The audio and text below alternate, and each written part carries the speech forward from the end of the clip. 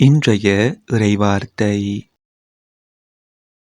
எபிரேயருக்கு எழுதப்பட்ட திருமுகத்தில் இருந்து வாசகம். சகோதரர் சகோதரிகளே, இயேசு வழியாக எப்போதும் நாம் கடவுளுக்கு புகழ்ச்சி பலியை செலுத்துவோமாக. அவருடைய பெயரை அறிக்கையிடுவதன் வழியாக நம் உதடுகள் செலுத்தும் காணிக்கையே இப்புகழ்ச்சி பலியாகும். நன்மை செய்யவும் பகிர்ந்து வாழவும் மறவாதீர்கள். இவ்வகை பலிகளே கடவுளுக்கு உகந்தவை. உங்கள் தலைவர்களுக்கு கீழ்ப்படியுங்கள், அவர்களுக்கு பணிந்திருங்கள். அவர்கள் உங்களை பற்றி கணக்கு கொடுக்க வேண்டி இருப்பதால் உங்கள் நலனில் விழிப்பாய் இருக்கிறார்கள். இப்பணி அவர்களுக்கு மகிழ்ச்சியுள்ளதாய் இருக்கும்படி நடந்து கொள்ளுங்கள். அவர்களுக்கு மனத்துயர் தராதீர்கள். அவர்களுடைய துயரம் உங்களுக்கு நலம் பயக்காது. என்றும் உள்ள உடன்படிக்கையின் இரத்தத்தால் ஆடுகளின் பெரும் ஆயரான நம் ஆண்டவர் இயேசுவை இறந்தோரிடமிருந்து எழுப்பியவர் அமைதியை அருளும் கடவுளே. அவர் தம் திருவுளத்தை நீங்கள் நிறைவேற்றும்படி எல்லா நன்மையும் செய்வதற்கு உங்களை ஆயத்தப்படுத்தி இயேசு கிறிஸ்து வழியாக தமக்கு உகந்ததை நம்மில் செய்தருள்வாராக. இயேசு கிறிஸ்துவுக்கே என்றென்றும் மாட்சி உரித்தாகுக. ஆமேன்.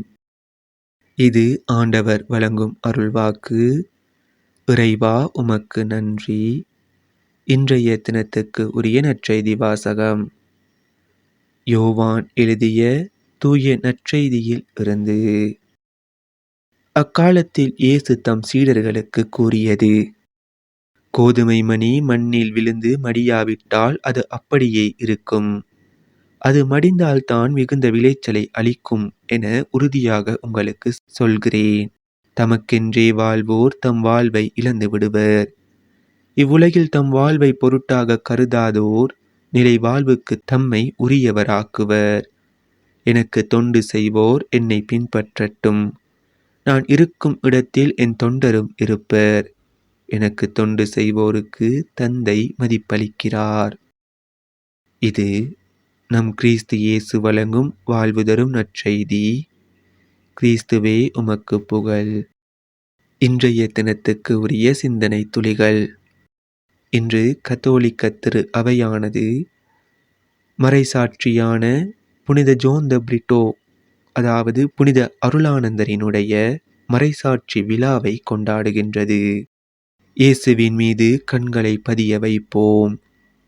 கல்லூரி மாணவன் ஒருவன் பங்கு தந்தையிடம், என்னுடன் பயிலும் மாணவர்கள் பலர் பல வகையான தீய பழக்கங்களுக்கு அடிமையாகிவிட்டார்கள். நானும் அதில் விழுந்து விடுவேனோ என்ற பயம் ஏற்படுகிறது என்றார்.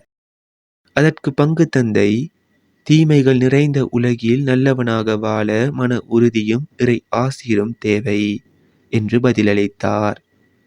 பவுலடியார் எபிரேய மக்களுக்கு கூறும் அறிவுரையில் பாவ சூழலை உதறி தள்ளிவிட்டு மன உறுதியோடும் நம்பிக்கையோடும் இயேசுவின் மீது கண்களை பதிய வைப்போமாக.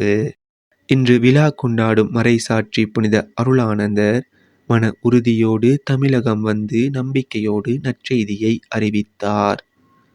அரசனது தவறான வாழ்க்கை நெறியை சுட்டி காட்டியதற்காக புனிதருடைய கழுத்து வெட்டப்பட்டு 1693 ஆண்டு பிப்ரவரி 4ஆம் நாள் வேத சாட்சியாக தன் உயிரை அர்ப்பணித்தார். அன்றன்றைக்கான இறை வார்த்தைகளையும் நற்செய்தி வாசகங்களையும் சிந்தனை துளிகளையும் பெற்றுக்கொள்ள நம் சேனலை சப்ஸ்கிரைப் செய்து கொள்ளுங்கள்.